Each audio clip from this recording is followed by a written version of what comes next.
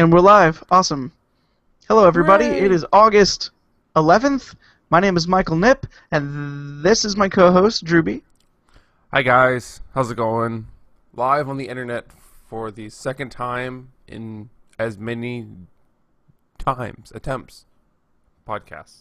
Okay. Okay. This is the On the Topic of Video Games, episode 11? 12. Episode 12, it says here on the screen. I wrote it down. This is the show where the people from theculturemypeople.com talk about video games, one of our favorite things. Yeah, video games is, I think, it's actually how we kind of got our start in the podcasting world, all the way back. And it continues to this day in the form of theculturemypeople.com. Video games, the art that is changing and not changing. Yep, so unlike those regular sites that just talk about new games all the time, constantly we talk about whatever we've been doing like regular people who sometimes have money to buy games and sometimes don't.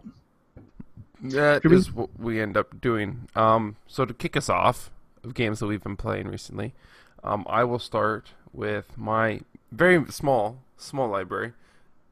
Small, not library, but I have a large video game library. Small amount of games I've been playing recently. Let me start it off. It was Sunday. We got together and played a little bit of Rock Band 2. For some reason I never count Rock Band as a video game, even though I played that at least a while ago. I played that semi-frequently, and we played that Sunday. I just never assume that that's a video game, even though it totally is. It completely is a video game. We were over. I was over at your place, and we were sat down and we played a little bit of that. I grew up on Guitar Hero. I had hit for the PlayStation 2, and I don't have it anymore. I don't know. I think it's probably still at my parents' house. But this was the first time in many, many years that I had sat down and played a Rock Band game, and I really liked it. I thought it was a blast. It was so much fun. The guitar, I was pretty terrible at. I used to be pretty decent at guitar, but I was having some troubles yesterday, kind of getting back into the groove.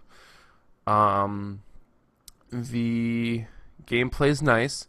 It had good songs, great track. It was kind of interesting because the first time I played Guitar Hero, it was just a bunch of old classics that most of them I didn't really know.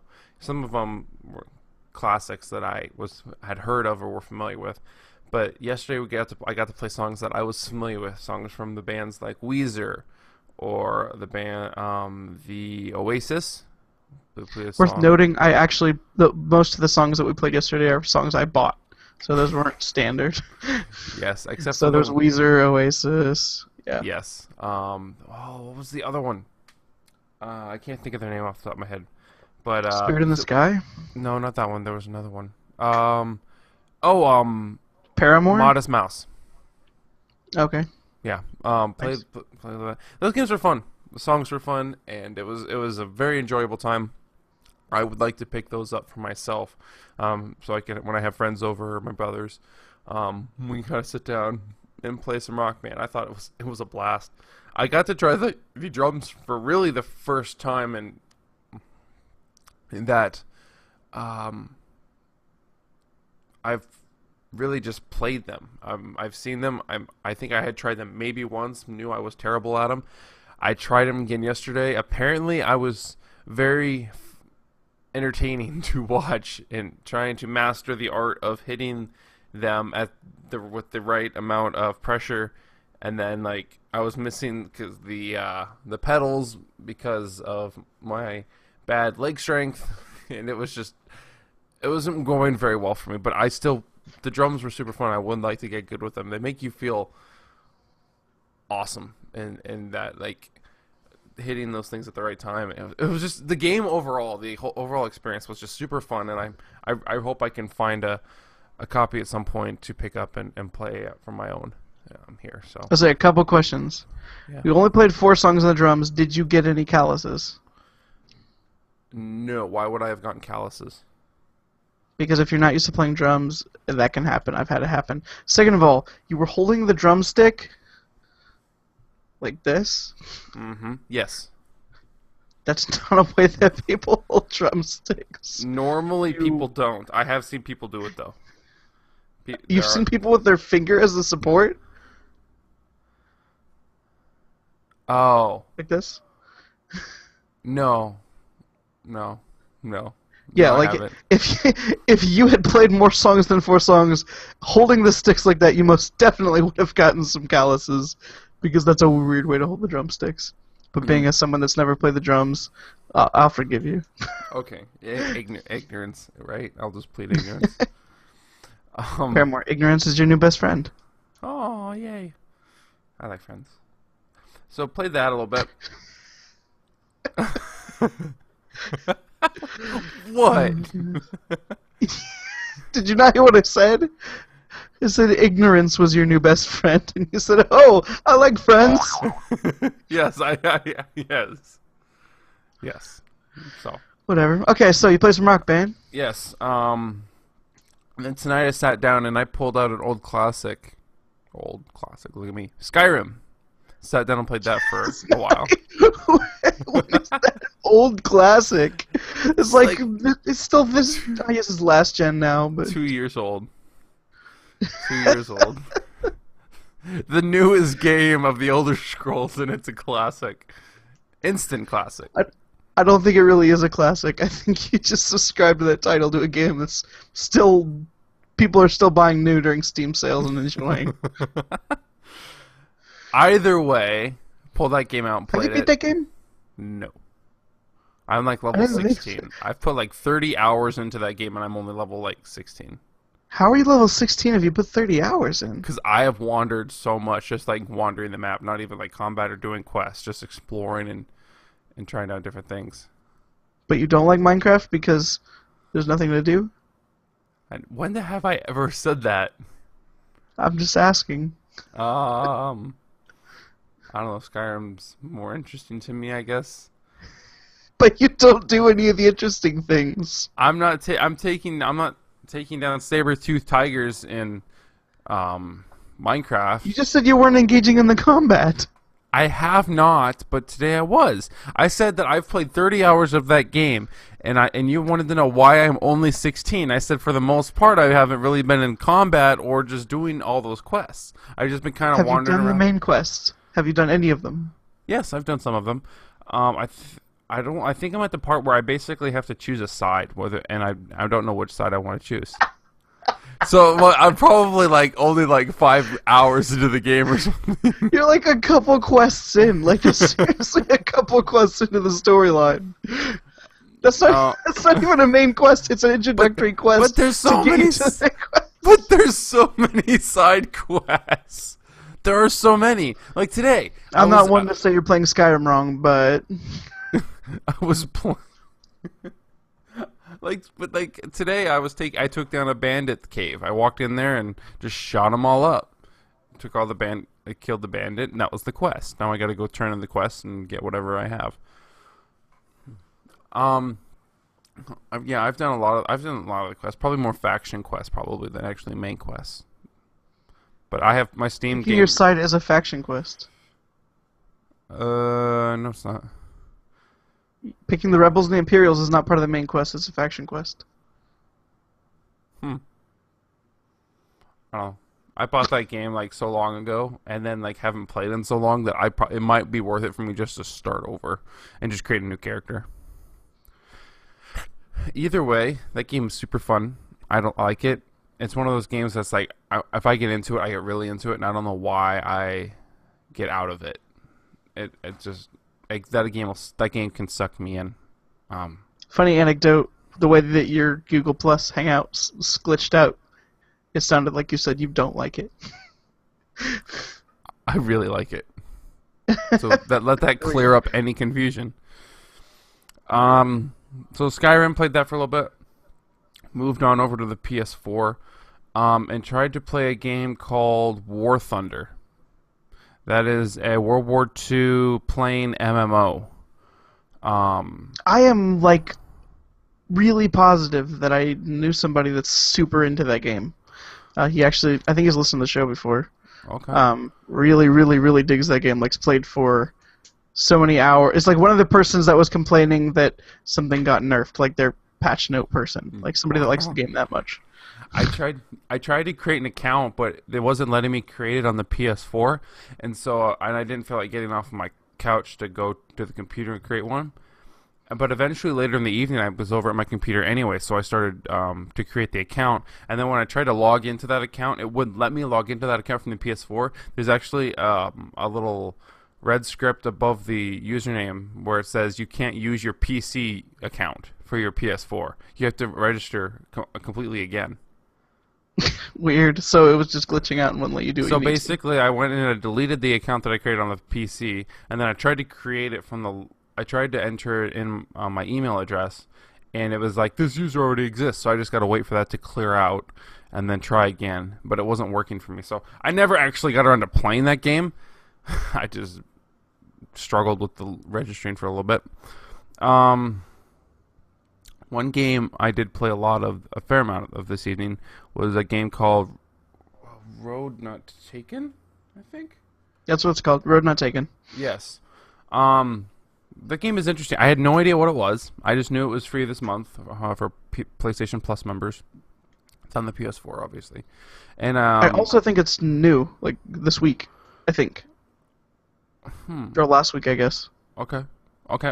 I haven't seen really much for it. I know that Giant Bomb just did a quick look of it, so it's got to be fairly new.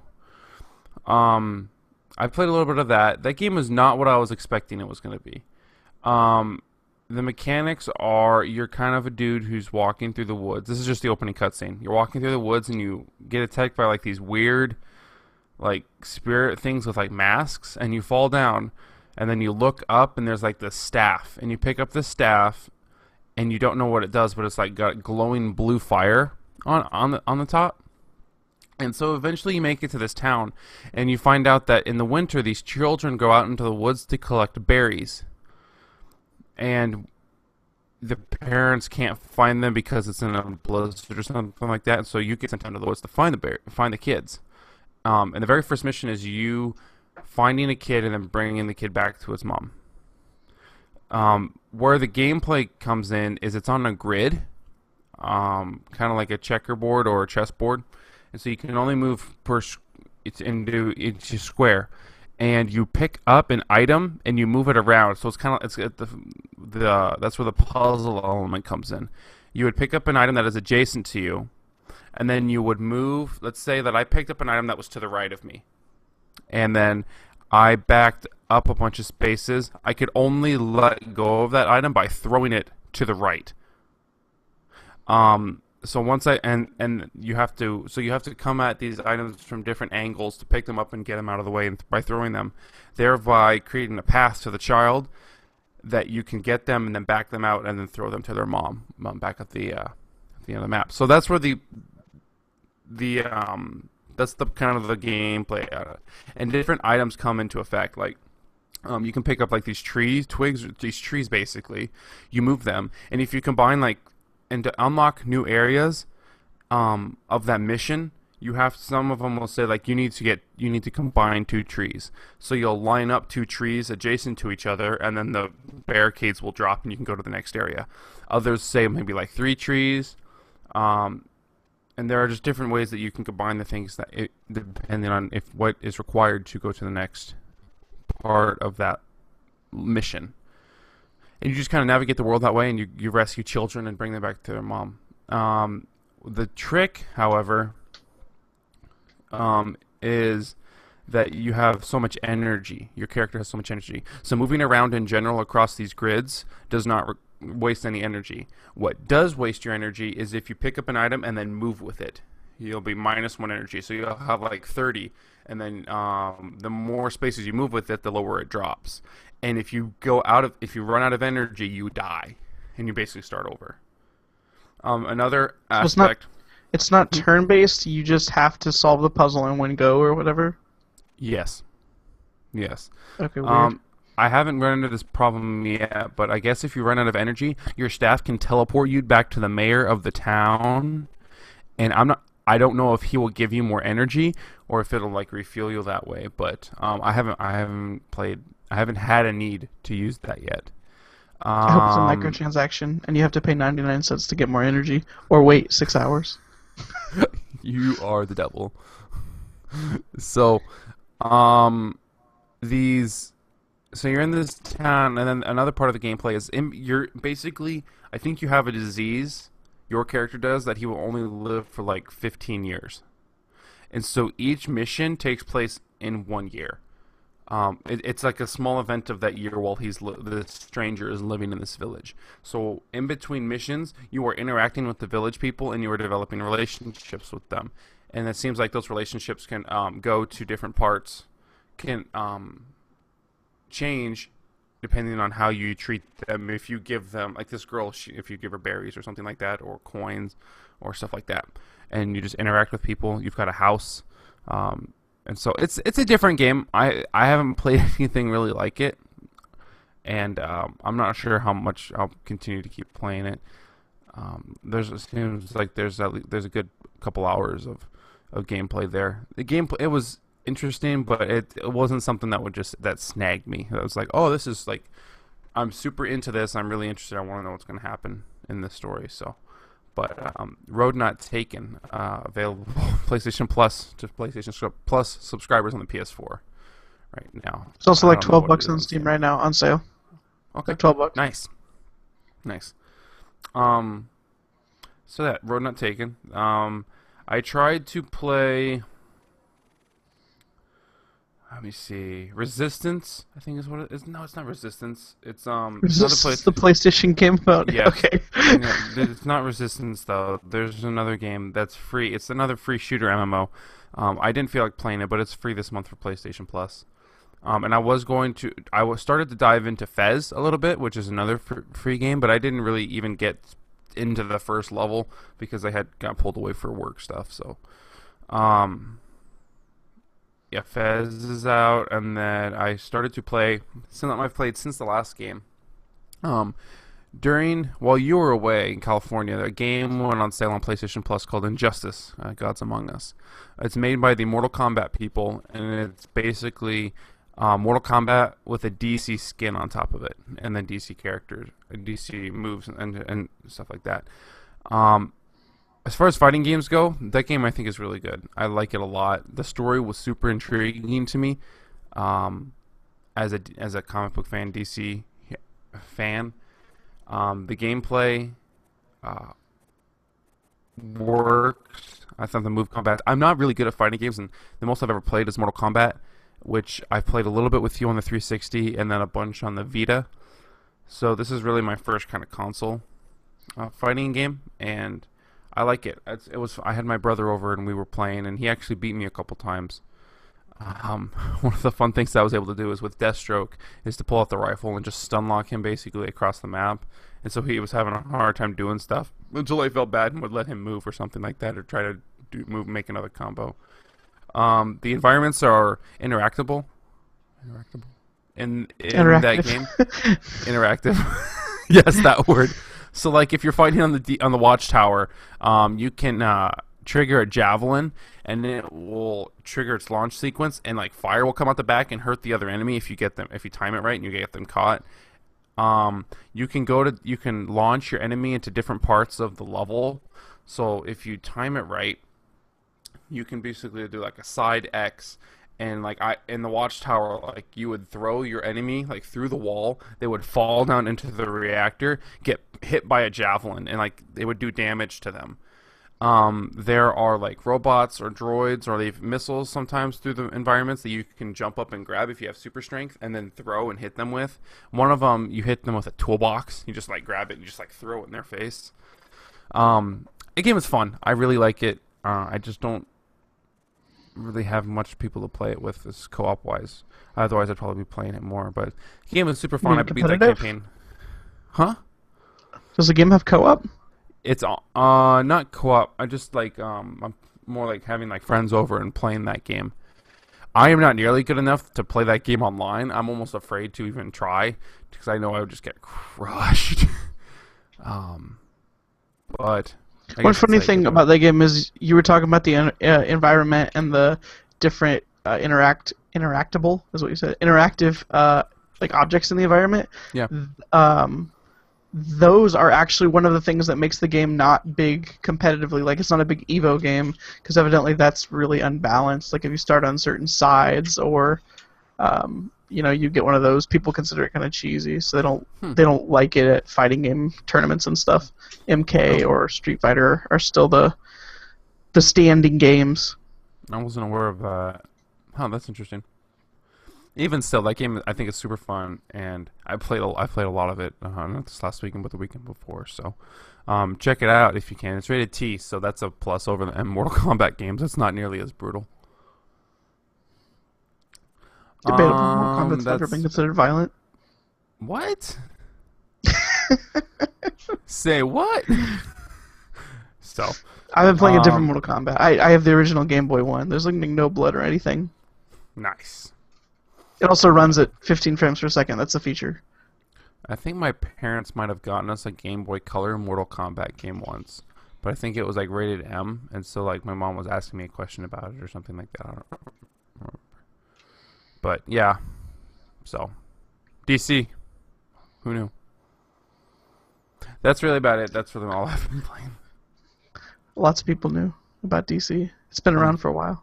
Yeah, it has been. 75 years or so. Who knew? Nice. I've been playing lots of backlog and preparing to play even more backlog. Since we've actually recorded a podcast, I was on vacation and I played with my brother-in-laws some serious amounts of Risk of Rain, which we've tried playing before. I've actually posted a video of me playing that game with my brother on the site, and we beat the heck out of that game. Like, we I ended up being it solo on the hardest difficulty, and then on the regular difficulty, we could consistently beat it.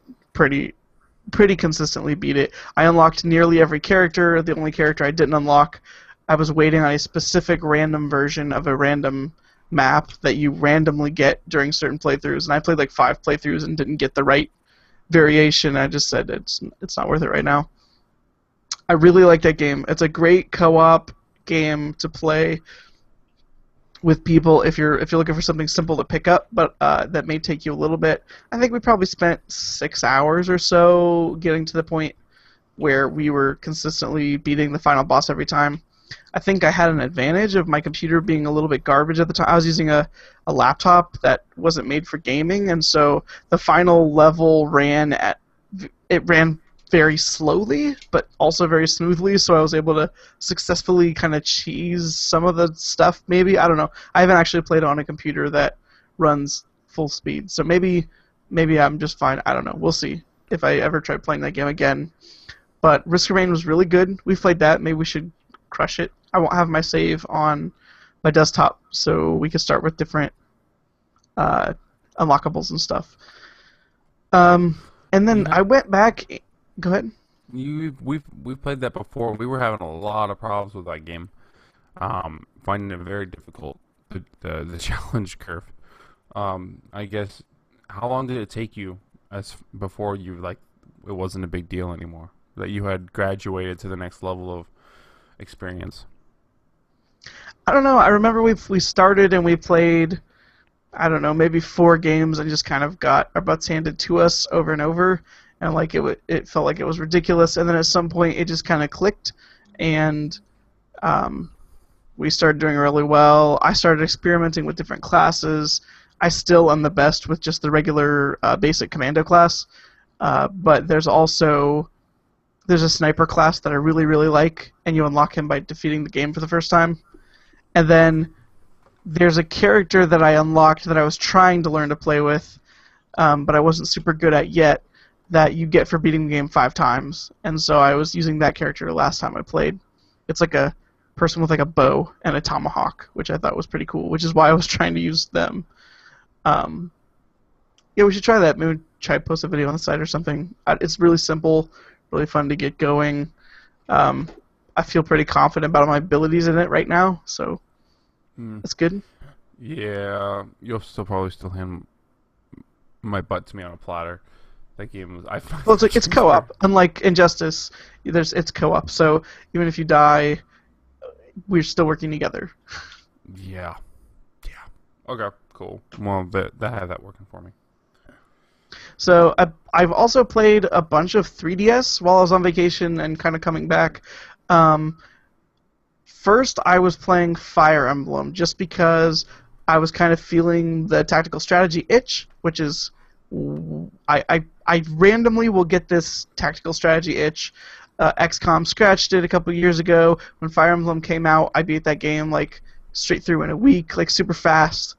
And so I was feeling that itch again, and I couldn't think of any other game to play. And I remembered I had Fire Emblem downloaded on my 3DS, so I played a lot of Fire Emblem, and I remembered reading that you could, like, if your characters got good enough relationships with each other, like they would have children, and you could recruit the children. And so, like, I looked up that system and was trying to use that to my advantage. I was playing on the medium difficulty instead of the easy difficulty, but I did turn it to casual because in Fire Emblem, it's a tactical strategy game. So, like, if you don't know what those are, it's like a chessboard. You got your pieces. Each piece has their own sets of stats and classes, and they're good at certain things. But then one of the things that Fire Emblem probably introduced, I don't know. One of the things about Fire Emblem is if you play on the normal modes, your characters, when they lose all their HP in battle, they don't die in the story, but they become unable to fight. So once they die, you're unable, or lose their HP, you're unable to use them for the entirety of the campaign. And I was playing on it's called casual. I'm not afraid to admit it. Mode where you can lose them and they'll come back at the end of the battle. Because the first time I played through on classic, where character death mattered, and it was way too stressful. And honestly, most of the time when you have that feature on, what you end up doing is just restarting your save every time you lose a character that matters to you. So it's not like it actually did that much. So I just switched it to classic, and then I actually enjoy it way more. Like, I'll still restart my save sometimes, like if there's a special objective in a level and I'll fail it, I'll restart it. But I am enjoying it more, even with the combat difficulty being higher. I don't know if I would if I were playing Classic this time, because some of the battles end up being a big pain, and sometimes, like, enemies will spawn in the middle of a battle, like they'll call in reinforcements, and, like, flying characters are weak to arrows, and, like, an archer will spawn right behind them and then just shoot them in one shot. It's like, well, I don't even know how I would have planned for that without playing the battle at least once first. Mm-hmm. So, yeah, I feel good about it. I'm okay playing on casual. You have that game, right? Yes, I have, and I've never beaten it. Another game that is just like, why have I not beaten this? I like it. I am playing on classic, so character death matters. But I have not had to recently reload my save. In the last few times that I've played that game, I haven't had to reload my save. That game is a lot of fun. It's a great game for the 3DS. I think it works really well there. Drewby, I'm challenging you right now. Make a list of the games that you keep saying that you like, that you've never beaten. Just make a list and try to beat one of them during this lull in games. One of them. I'm giving you a low bar.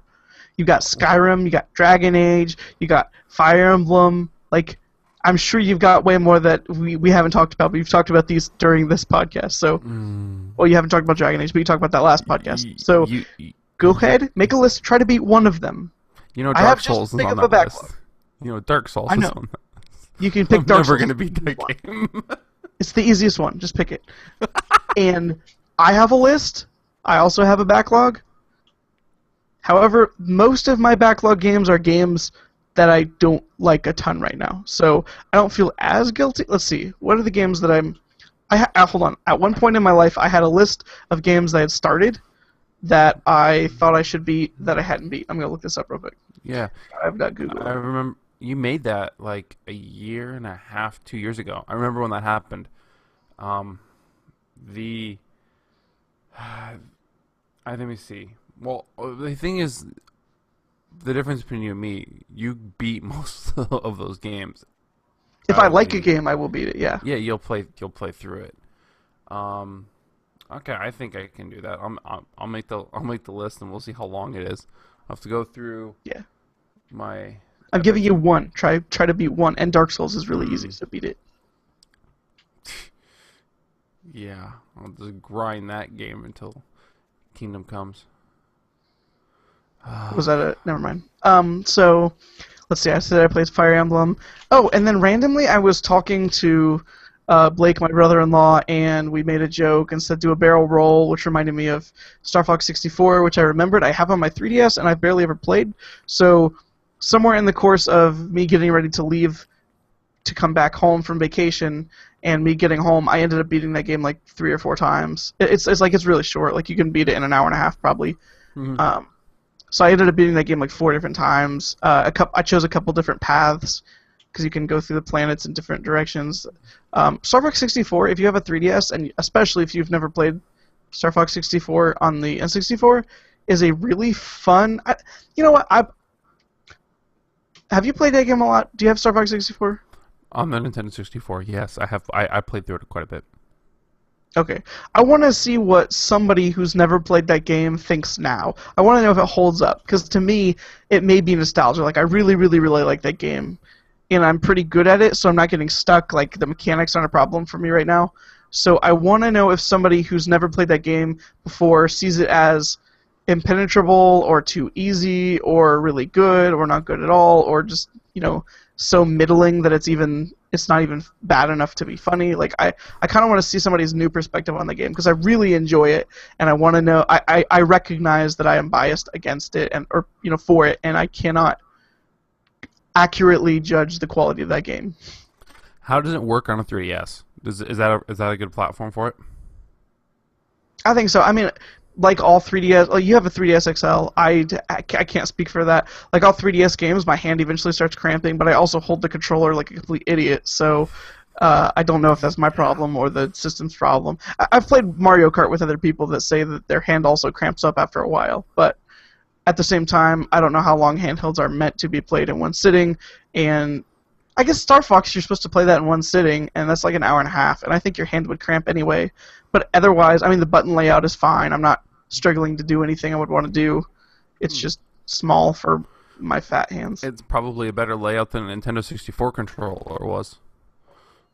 You know what? Okay, so here's the thing. I don't remember the N64 being that big of a deal, but now that I think about it as a grown man, and I look at that controller, and I look at the fact that it has 3 handles and a D-pad on a separate handle, and you're like, how in the world was that a good idea? Like, there's no functional way to use everything on this controller in one game. Like, you would have to switch. Hold on. You have to switch the handle you're holding, because you got a handle like this and a handle like this. You switch it up here if you would want. So you never actually use the entire controller for one game. You can't. I think I had one game that you did, and it was a dumb game, and it was a stupid. Like, you had to pick it was like a monster truck game where you had to pick the vehicle with the D-pad. You couldn't pick it with the analog stick because the analog stick controlled the camera, so you could look at your truck. So you had to pick it with the D-pad, but then you actually steered with the analog stick. I always all of my Nintendo 64 games I always played with the stick. I never ever used the D-pad. And by not using the D-pad, I also never used the L button either. So, but somehow I was able to get through those games nonetheless. Poor controller design on Nintendo's part on that. But then we had the Z trigger. That was kind of cool. Do you remember having problems reaching over, like, to hit the right C button? Do you remember that being a problem? Not really, but I don't remember many games where I would have to do Zelda. I guess you would do that. Mm-hmm. Yeah. I don't remember doing that a lot though. I just remember like trying to flex my hands, trying to reach that button. You also have differently proportioned hands than I do, so that is a that true may have statement. just been an issue. That is I know that. statement. Okay, so here's a funny story, right? So, if you don't know, so I've already explained it. The controller, you hold it like this. There's 3 handles.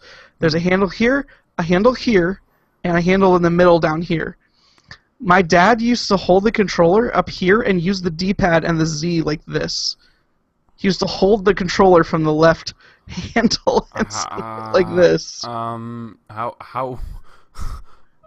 Okay. How was that? How effective was it? I mean, he was able to play racing games and do okay, and that's mostly what he played. He played some Mario. He wasn't great, but he didn't play it a lot. So I guess it worked for him, but you could probably do that. You have huge hands. Yeah, I should get a Nintendo 64 controller. I'm sure you could find one. I wonder actually how much a Nintendo 64 costs these days. Do you not have an N64? It was a family gift. Oh, yeah, I know how that goes. I actually have my N64. It's my family's borrowing it, but it's because they wanted to play Diddy Kong Racing. But it's technically mine. I could take it back. I wonder how that would work. We should try. Maybe at some point in the future we could stream Nintendo 64 games. If we had an Elgato or something, does Elgato even take component? I think there's an HDMI component adapter on the one that they sell. So that you could make that work. That could work. Yeah. What I was just talking about Star Fox. That's what brought that up. Yeah. So, played Star Fox. I told you Risk of Rain. We talked about Rock Band. The Vita games this month, one of them was the Dragon's Crown game, which is just a beat-em-up, like a side-scrolling beat-em-up, known for its ridiculously proportioned lady members of the thing. Yeah. Like grossly misproportioned. I was playing that game as like a warrior.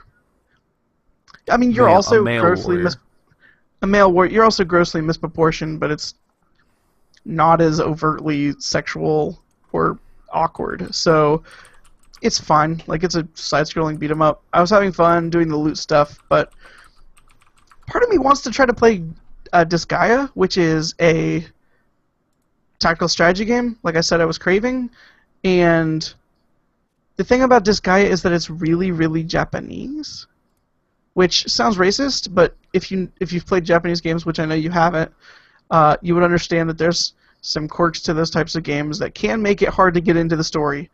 Like, I'm pretty sure you're like the devil's son, and you're angry because you aren't allowed to take over the world. It's really, really weird story. At one point, you were fighting a chef for a giant chicken egg, and Weird. Fire Emblem is a really, really good tactical strategy game. Disgaea didn't click. I think Disgaea is way more complicated also. Fire Emblem is a very good balance of like bringing people in and also having a little bit of depth while not being as ridiculous as Disgaea, where there's all kinds of crazy stats and combos and weird tactics things you can do, which I guess if you're really, really into that stuff, you may like a lot. But I think that's probably just the next step up beyond me. Like, I think that's like, so it goes like XCOM, Fire Emblem, Disgaea, Final Fantasy Tactics. Maybe those two switched. I don't know. I can't play Final Fantasy Tactics either. I own one of those games, and it was kind of, it didn't click with me right away. So I think I would love it if XCOM came on the Vita. Yeah. I don't know. That game's really good on the PC too. I don't know if the screen would be big enough on a Vita. That doesn't sound like it worked that well. I don't know. It's on an iPad. I mean, if you just adjusted things, I think it could work. You just have to make it. I know there was something else. Oh, so like I mentioned on a podcast before I went on vacation that the Dark Souls 2 DLC was coming out and I needed to play that and talk about that, except that I don't have any characters that can play the Dark Souls 2 DLC because it's at a specific point in the game. You can access it way earlier in the game than you're actually ready to do it, which is also a different problem. Like, a lot of people are recommending that you don't do it, that you either do it right before you beat the final boss or do it after you beat the final boss. Like, you can play the game after you beat the final boss in Dark Souls 2. I don't have any characters that are there because I took my character that had beaten the game into the New Game Plus, and they're not even in the right place in New Game Plus to play it. Also, I don't want to play it. It's been considered extremely hard, and I kind of don't want to play it with my New Game Plus character first. I want to play it as a regular first so I don't get my butt completely destroyed. So basically, you'd have to just play through Dark Souls 2 again.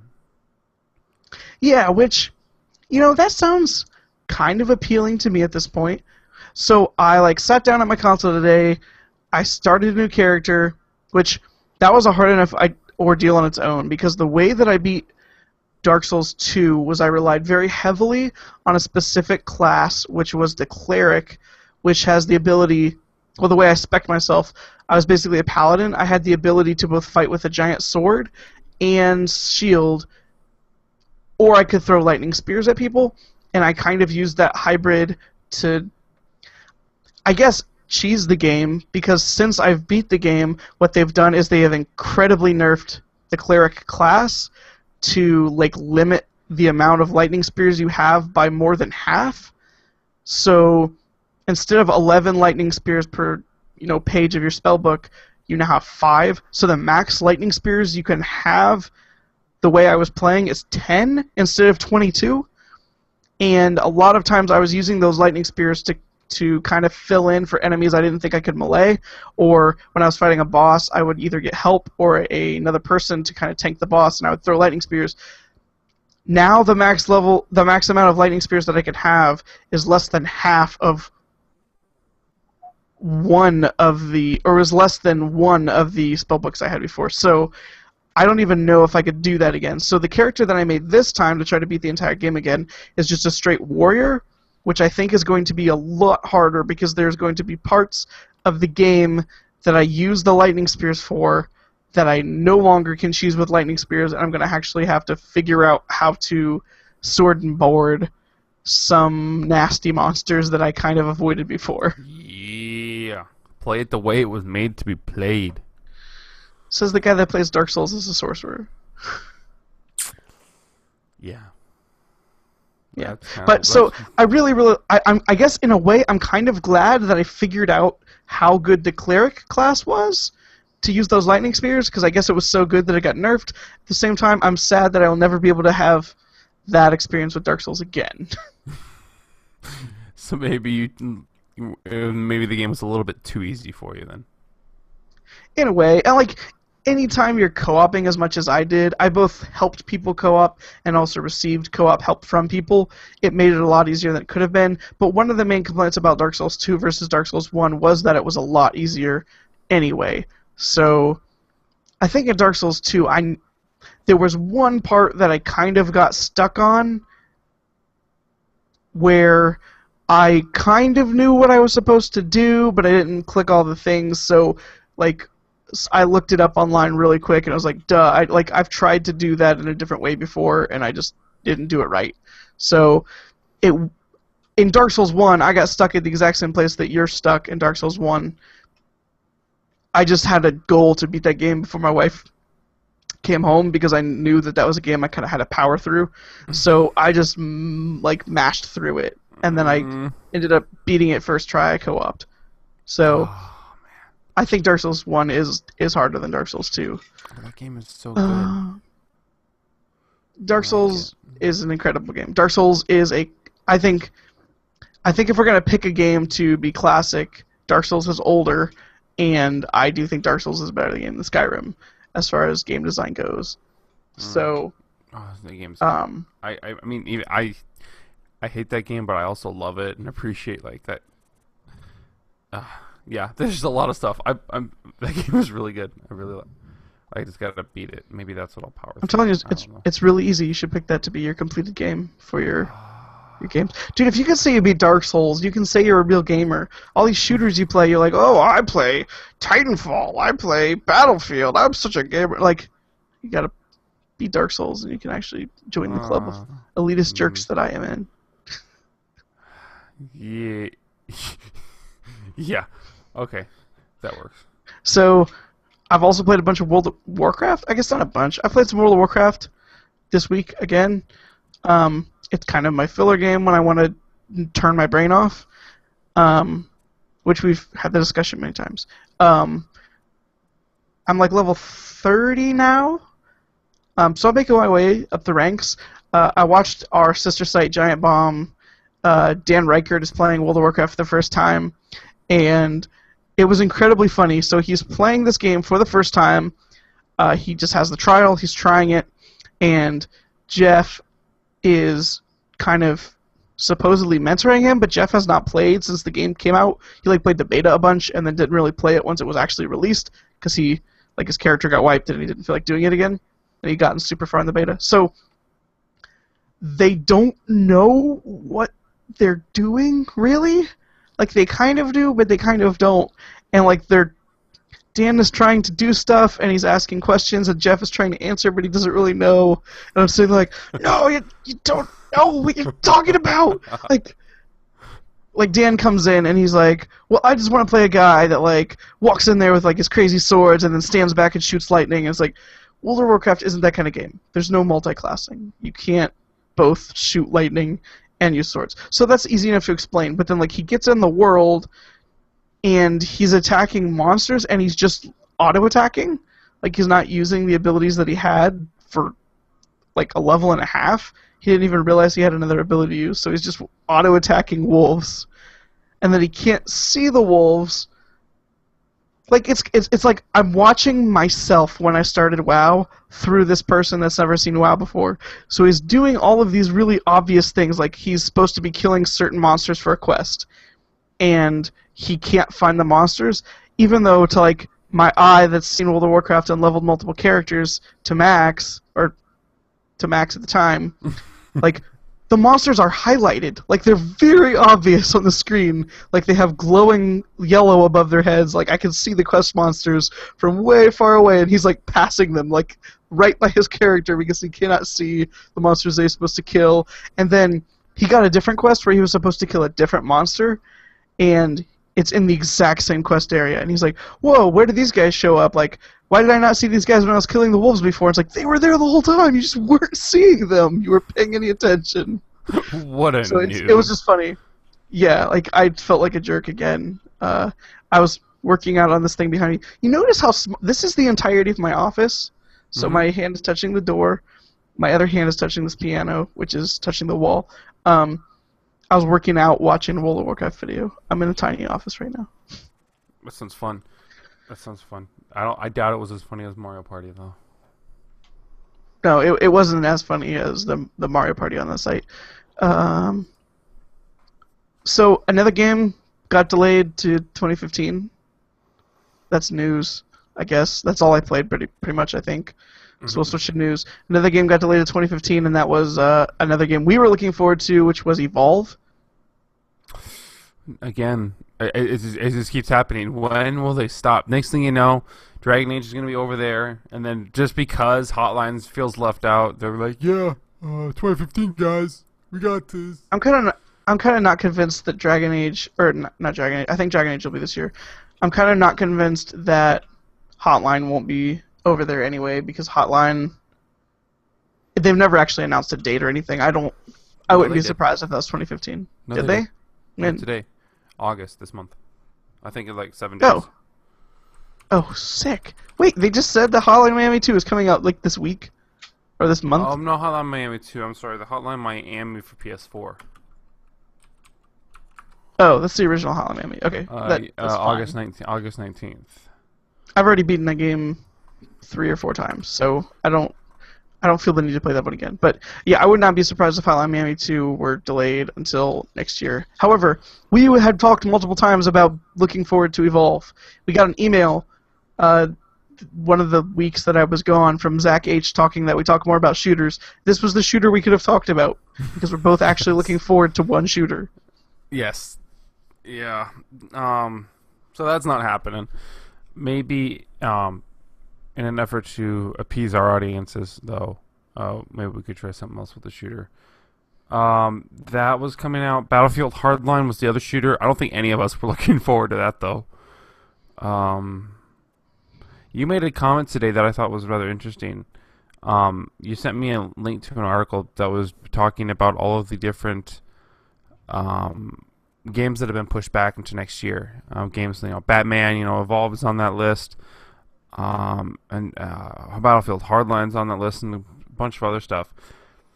You said that you thought that there were more games than that, when in reality it's only like 8 games that have been pushed back to next year. It feels like more, probably only because we only had 8 games to actually look forward to this year. I'm looking for that list real quick. Keep talking. You sent it to me. I know I've got it here somewhere. But yeah, Let's see. I know. Biggest video games delayed to 2015.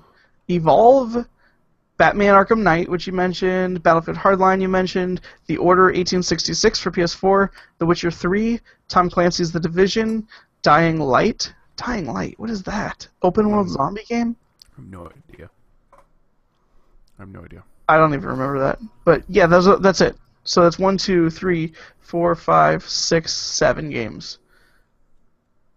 And some of those games, like I wasn't really planning on playing The Witcher 3. I wasn't really planning on playing Dying Light. So it feels like it's been a ton of games, and those are only the big games. Maybe there were indie games that I'm forgetting about that were delayed, but I don't know. There's 2 Assassin's Creed games coming out this year. That was announced. I don't really care. I don't think has there been a Call of Duty announced? Yes, Advanced Warfare 2. They released a Call of Duty. Yeah, they released another trailer. It's not a trailer. It's multiplayer gameplay. Comments that I've seen about it, and I can concur. I watched a little bit of the gameplay today. That looks like Titanfall. And the aesthetics, the environments, the futuristic. It looks like a slower, crappier Titanfall, though. Like I saw the gameplay they showed at E3. Mm-hmm. It just looks like Call of Duty. I mean, it's still Call of Duty. So, I don't think it's changing that much. Yeah, I don't know. I think Titanfall looks better than Advanced Warfare 2. So there's another Call of Duty. There's 2 Assassin's Creeds. I'm looking forward to Dragon Age, which is in November now. I don't know. We have a lot of time to finish these backlogs. Destiny's fine. September 9th. It's a month away. So I've got a month before Destiny comes. You know how long it takes to beat Smart Scene and O, right? Orange Stein and Smo. I completely flipped that. Orange Stein. I've seen people on YouTube. It only takes like 45 seconds. No, it does not. It is a lie. You should know better by now that the internet is a place of lies. You've seen videos on YouTube. You've seen videos on YouTube also. Yes, doesn't mean I believe them. You know, they're lies. They're not true. They're not based on fact. Stupid. It's not possible. It's just not possible. Me banging my head against that boss is not going to help me beat that boss any faster.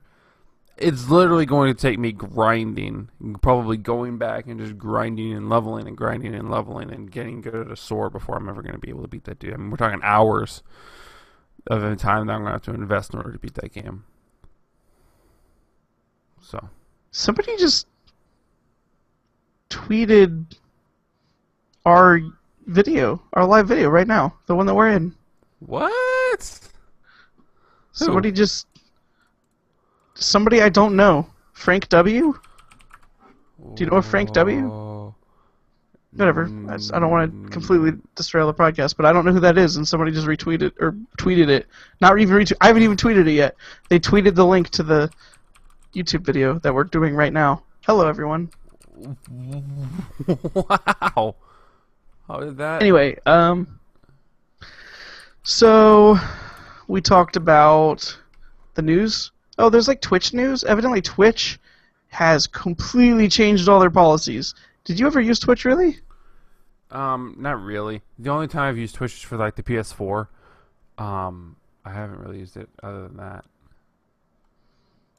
Okay, like evidently, Twitch used to be kind of like YouTube, where after you put up your videos, they were there forever. That's gone. Now your videos go away after, I want to say it's like a month or maybe 2 months. Also, your max video length has been decreased, but the most importantly, I think, is that now Twitch is using Content ID in their videos, which is basically the same thing that YouTube does, where if you use copyrighted material, they have to try to censor it somehow. The way that Twitch does it is in the archive, so they can't change it if you're doing it live. But in the archive, if they sense that you've used copyrighted material, they will bleep out 30 minutes of video from the point they hear the audio and on. So it doesn't matter whether you play a 30-second clip of a Justin Timberlake song, they will cut out 30 minutes of your archived video, and that will not be there in the final version, which seems really harsh. I mean, I guess they have to do something, but that seems like a really kind of brute force, ham-fisted way to do it. Yes, but I don't disagree with what they're doing. I think that what they're doing, and with it being copyrighted content, and I think that they have to take measures against this. I think I mean I don't use Twitch a whole lot. You just have to know that what you're streaming. It's actually interesting. I was listening to some guys talk about it, and they were referring to the fact that the lawyer for Twitch had come out and said, "Hey, even if there's music in the video game, like the game that you're streaming, they will anytime it recognize yes, yeah, anytime it recognizes copyrighted music, whether the game has like licensed the music or not, meaning like your GTA's, your what's the game where it's like GTA but stupider, Saints Row, like your Saints Row, your licensed video games will also have the content blocked. Even though they've licensed that music, it's completely okay for the game to use it. You can't put it in a Twitch video. Right. That's what the lawyer has come out and said. However, the CEO of Twitch has come out and said that is not the case. That if that happens, that they will work with you and we'll get that figured out. But they don't want to block out that audio if that is actual music from the game and not just background noise. So, there was an argument about that. I think no one can really argue with Twitch, not just because they're like this big company and you can't touch big corporates. I think that they're actually in the right here, that they need to take preventive measures against people from using copyrighted materials to make money, and that's what some people do, is use live streams like services like Twitch to make money for themselves. That's how they earn a living, and using someone else's work for that, it doesn't seem right to me. I don't really have a problem. You don't see any value in free advertising? There is value in that, but what is the line between advertising and making money off of somebody else's stuff? That's what advertising is. Yeah. Anytime if someone pays me to talk about something, I am making money on their product. Yes. But if they don't pay me to advertise something and I make it for free, but I'm giving them free advertising, I'm making a cut. It's kind of the same thing, only you're not paying me. Like if, for instance, and this is something Mike Bithell, creator of Thomas Was Alone, currently working on a game called Volume. He is completely behind the concept of, hey, make all the videos you want of my game talking about how awesome it is, because it's going to get other people who really think that it's interesting to play it, and if they don't think it's interesting when they watch the video, they weren't going to buy the game anyway. Like, that's free advertising. Okay. But we're not talking about necessarily... Not everyone on Twitch is just doing this stuff for free and for fun. There are people who are actually on there who are streaming these games, who are playing music on there, and who are making money off of it. And whether or not that artist is probably not consented to, hey, you can go ahead and play and make money off of this stuff. It just gets into a real mess legally, and I think that if you are making money off of somebody else's product without their consent, then that probably isn't right. You're taking credit for somebody else's... Not taking credit for somebody else's work, but you are taking somebody else's work and making money off of it. I don't so if you were to advertise, if you were to monetize a video of you playing Marvel Heroes 2015, you would say that is morally wrong. No, because I bought the game. Well, no, the game's free. I didn't obtain it illegally. You're not obtaining music. I'm not even talking about music you're playing. I'm talking about if you are streaming a game, whether you bought it or it was given to you, or if you have a game and you didn't get it illegally or whatever, you're playing the game, your video is monetized, which is what's usually happening on the Twitch streams, it's happening on the YouTube streams, your video is monetized. So, for instance, Giant Bomb makes a video of a quick look or a let's play. They talk over the video, they talk about the game, they talk about what's in the game, they talk about, whatever they want to. They're making money on those videos, just like YouTubers are. Yeah. Are you saying that's wrong?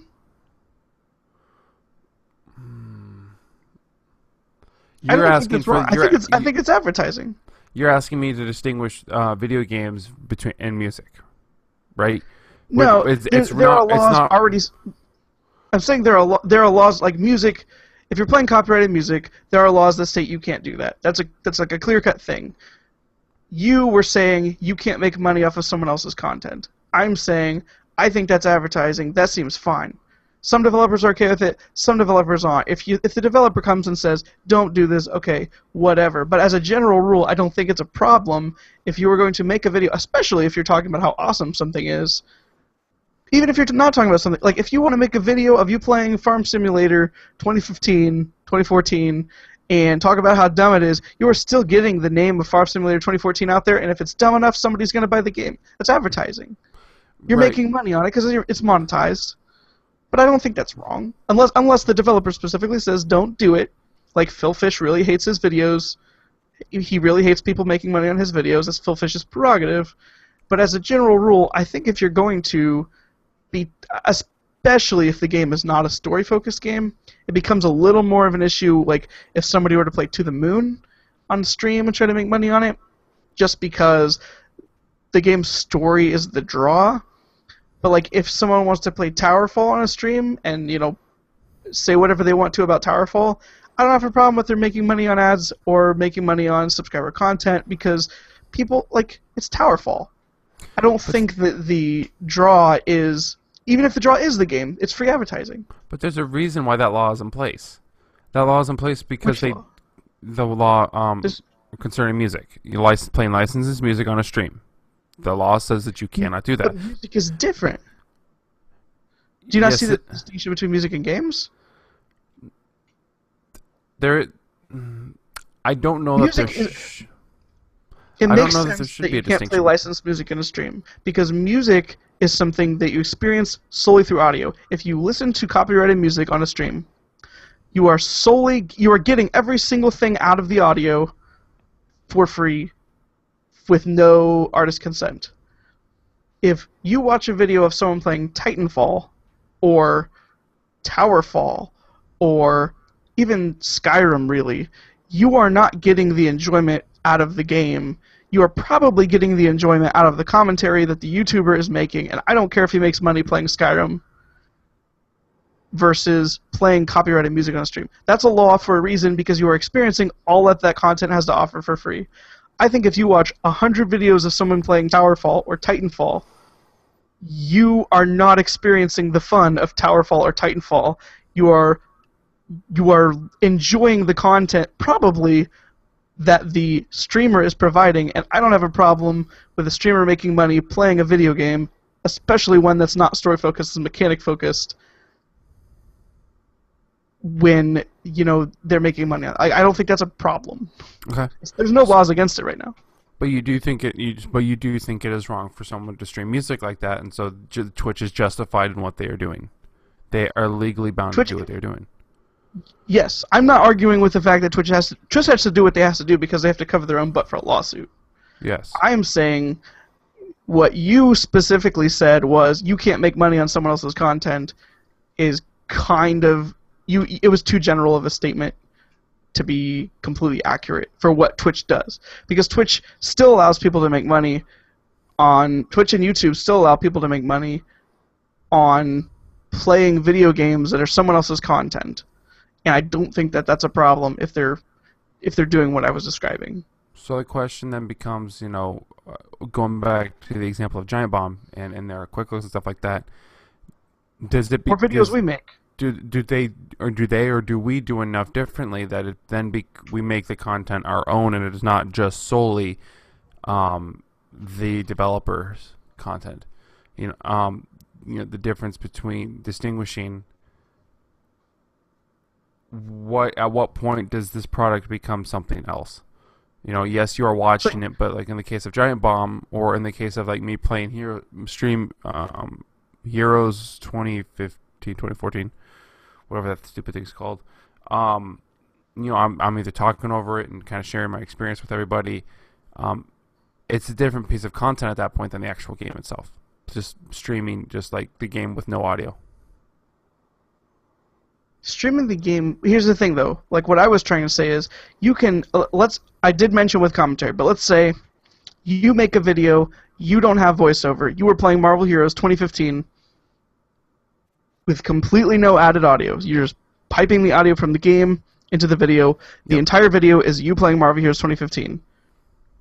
Yes. I still don't even see that as really a copyright infringement. Because watching a video game is not the same as playing a video game in most circumstances. Games like I mentioned, what was the one I mentioned? Like To the Moon. Watching To the Moon is basically the same as playing To the Moon because all you're doing is walking around clicking on things. I do think it makes some difference when you're doing it yourself. But if you're watching someone play Marvel Heroes 2015 or Titanfall, I don't think you are experiencing the content. You're experiencing someone else experiencing the content. It's like watching a demo reel. Like, you are not getting the fun out of watching a Titanfall video when you are watching someone else play Titanfall, even if they don't have commentary. Okay. I can. You will either decide, I want to play the game, or I don't want to play the game. The same as you would if you saw a demo reel.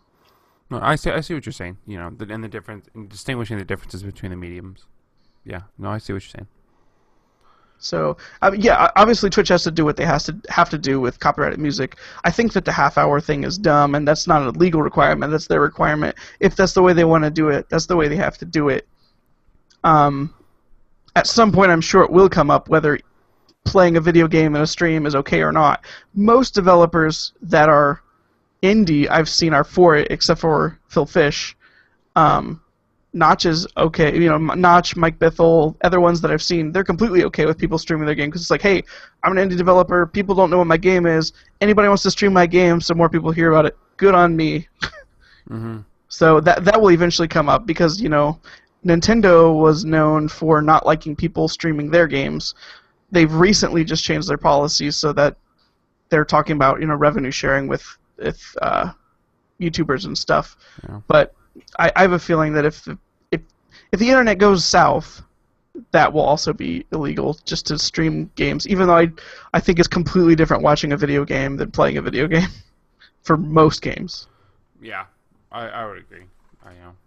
But then again, I would probably just have just as not amount of fun playing Call of Duty as I would watching it. It'd probably be about the same amount of fun.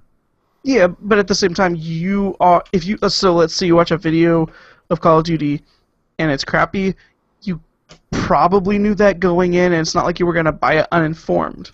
You were going to get informed one way or another. So either you watch a video of somebody doing it, or you watch a video review on the site, which is the same thing, and then you're not going to buy it. I'm just saying watching a video of Call of Duty is just as much fun as playing a game of Call of Duty. I think watching a video of Call of Duty is more fun than playing a game of Call of Duty because sometimes people are better than me and I suck at that game. Yeah, I used to be pretty good at that game. Modern Warfare 2, that was where it was at. So I think the kids these days say it was at Black Ops. Oh, Black Ops was a good game. Yeah, I can't really argue with that. I think Black Ops had the best campaign of any of the Call of Duty games that I played personally. Yeah, I didn't play a lot of the multiplayer, but yeah. Totally. Ah, man. It's 10:26, Drewby. You're an adult. You don't have to go to bed right now. Don't have to. I need to. So, yeah. I'll find that list. I could not find that list of games that I started that I want to get through. But my goal kind of right now is possibly beat Dark Souls 2 again or get far in Dark Souls 2. I will see. I have no idea. Yeah. Part of me just wants to just buy Danganronpa or whatever that game is called because I think I'll like that on my Vita. You could just sift through the hundreds of games that you have in your Steam library. Some of these games are worth playing. Some of them. I will say some of the games I have in my Steam library are worth playing. I think you should give all of them at least a try. You started to. Some of these games I did not pay for, or I paid for packs of games. And there are some games in here that I think are complete garbage, and I don't even care if I never launch them because I didn't really buy them. Like 1, 2, 3, Kick It. No, I played that. I played 1, 2, 3, Kick It, Drop That Beat Like an Ugly Baby. Yes. Back when we were doing the Gamersauce site, Gamersauce.us, which may or may not still exist, I have no idea. I actually had a list of all my Steam games and Origin games in alphabetical order, and I was going to try to give them all a fair shake. And I got to the second or third game. That was like Alice Madness Returns. Or no, it was the prequel, Alice, American Mickey's Alice. Mm-hmm. Yeah. I wonder if it actually still exists. I'm gonna check. If what still exists? American Mickey's Alice? Gamersauce.us. Oh. Nope. Yeah, I actually got fairly far in Alice. That's actually on my games I need to complete, the original Alice, but I never completed it. It's like a really weird third-person shooter, which you wouldn't think, knowing it's a game about Alice in Wonderland if she was a crazy person. But yeah, it's like a third-person shooter. Drewby would probably like that game more than me, except it's weird, and Drewby doesn't like weird games. No, I like to keep mine pretty standard. I have Family Feud. I've played a crap ton of that. I like Family Feud. Yeah, I haven't played that game. I've seen it played. Never actually played. I'm kind of a huge fan of like TV show games being made video games, like Who Wants to Be a Millionaire, Family Feud, not so much Jeopardy, but like Wheel of Fortune. For some reason, I really like those games. Maybe it's because I can play them with my wife. Like, I don't know. I got Who Wants to Be a Millionaire in a Kellogg cereal box. Or like a Captain long time Crunch ago. box. Yeah, a long time ago. It was the Who Wants to Be a remember when that Millionaire was so Kids cool. Edition. Kids Edition. And I played through that a lot. The game was... Yeah, I wanted $1 million. Best game I ever got out of a cereal box was Doom. No, not Doom. Son of a gun. Chex Quest. You got Doom from... No, it was Chex Quest, which is just a reskin of Doom 2. Like, it is literally the same engine, it's just a reskin. And, like, there's different levels. But that game was sick. It was the first shooter I ever played. It was before I was allowed to play real shooters, because what happens in Chex Quest is you have laser guns that don't kill the aliens, they teleport the aliens back to their home planet of whatever it was called. So, like, it wasn't violent. You were just teleporting the alien, even though the aliens would eat you, but you were cereal, so it's not as violent. You know, it makes sense. Probably one of the best games I got was Captain Crunch's Crunchling Adventure. I forgot that was in a cereal box. Of course it was, because Captain Crunch's Crunchling Adventure. Yep. Oh, And yeah. you were Captain Crunch, and you would board to the center of the earth, and you would find these Crunchlings, and they were under attack from this dude, and basically what they would do to determine what would happen to these Crunchlings was you compete in a games, and so you created your own character, your Crunchling, and then you raised him up by doing different games. So like skateboarding was the one I remember, and then there were some other ones obviously, but that was probably the most fun I had, the best game I got out of a cereal box. They don't do that anymore, do they? I don't think they do. I don't know how many people play disc PC games anymore. Like, you can buy them, I guess, in the store, but I don't know anybody that does. Like, you just download it. Steam basically took over the PC market. I mean, let's be honest. I have a list. I love it. I have a bunch of things. I've got a bunch of disc games. I've got... I don't know how well you're going to be able to see it. Star Wars Rebel Assault. Rebel Assault. That's a DOS game that I bought from a guy for like $5 when I was super little. A Star Wars Episode 1 Pod Racer. Star Wars Force Commander. That was a strategy game. That was probably one of the best PC games I got. You'll remember this one. Year's Revenge. Command & Conquer Red Alert 2 is probably my second favorite RTS of all time. I played a lot of that multiplayer. I got to the point where I was like 50% win rate. Like, I felt good. I played a lot of that game. What would you say? Did not like Year's Revenge. Your first favorite RTS? Warcraft 3, which I played both online and the single player of a lot. Yes. Okay. I completely beat the single player, and I actually played a lot of the multiplayer. You have to talk to get it to show up. Oh, okay. Right there, Warcraft 3, and then I've also got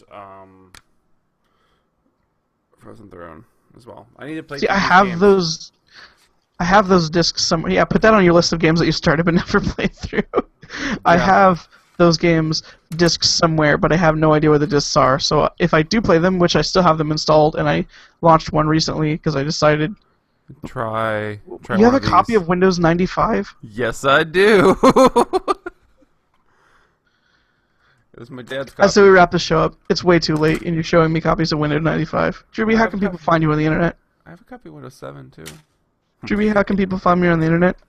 On the internet, it's a big place. So if you want to find me, you need to search for me on Twitter. Twitter at Drewby132. From there, you can get to my Google Plus profile. Check out there. I got fun things that I share with that. And then Facebook is just facebook.com. I think it's just /Drewby132. If I'm remembering correctly. Maybe I will friend you. Who knows? Yes, facebook.com /Drewby132. So Twitter at Drewby132, and then Facebook Drewby132. It's, username Drewby132. Nice. You can find me on Twitter at Michael Nip, MICHAELKNIPP, or on Facebook at facebook.com/TheRealMichaelNip. You can email us if you like. So we've gotten some emails. If you want to email us comments, questions, thoughts on the show, insults, we get lots of spam like crazy. I actually implemented like a CAPTCHA feature on the blog. Did you notice that like the spam died? It's because I put a CAPTCHA feature where like there's a mini math problem and you just have to solve it to leave a comment, and all the spam basically died. Nice. You can email us. Actually, I don't think I actually said the email address. Email us at theculturemypeople@gmail.com. You can also follow the blog's Twitter account at Culture of My Peep, and that'll keep you updated with everything that we post, videos, podcasts, any other things. You can subscribe to this podcast or our other podcast. It's all in one feed on iTunes. Just look for The Culture of My People. Leave us a review there. Leave us some comments and preferably a 5-star rating if you like us. If you don't like us, you could leave a 1-star rating, or you could just not listen and not leave a 1-star rating, and that'd be even more helpful. So you can also find us if you're an Android user on BeyondPod, which I find to be the best podcast app on Android. So Word. we're in the database. Yeah, totally. And that's pretty much it. Yeah. We're gonna try to play some video games. Drewby can come back with that list on our next episode. I'll come back with my list. We'll try to pick a game and finish one of them during our during this dead zone of games which we just talked about. So we'll see. Mm-hmm. Stuff is, one of the advantages of having a massive Steam library. You're never out of stuff to play. Yeah, so for the CultureMyPeople.com's video game podcast on the topic of video games, episode 12, this has been Michael Nip and my co-host, Drewby.